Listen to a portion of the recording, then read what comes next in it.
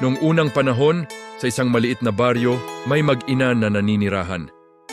Ang ina ay si Aling Rosa, isang mabait, masipag at mapagmahal na magulang. Ang kanyang anak naman ay si Pinang, isang batang kilala sa pagiging tamad at palaging umaasa sa kanyang ina. Araw-araw, si Aling Rosa ang gumagawa ng lahat ng gawain sa bahay, nagluluto, naglilinis at namamalengke. Samantalang si Pinang ay laging naglalaro at bihirang tumulong. Isang araw, nagkasakit si Aling Rosa. Dahil dito, hindi siya makabangon upang gawin ang kanilang mga gawain. Nung tinawag niya si Pinang at sinabi, "Anak, pakikuha naman ng sandok sa kusina. Magluluto ako kahit papaano." Sumagot si Pinang, "Sige po, inay."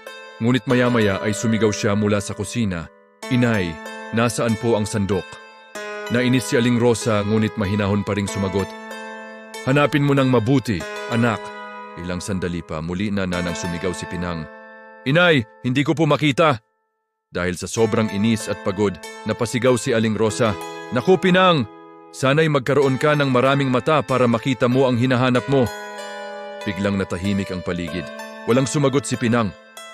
Kahit tinawag siya ng kanyang ina, hindi na siya nagparamdam. Yung kinabukasan, tuluyang nawala si Pinang. Sa halip, may tumubong kakaibang halaman sa kanilang bakuran.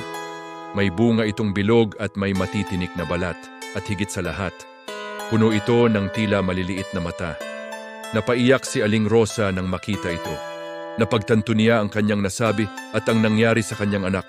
Imula noon, ang bungang iyon ay tinawag na pinya.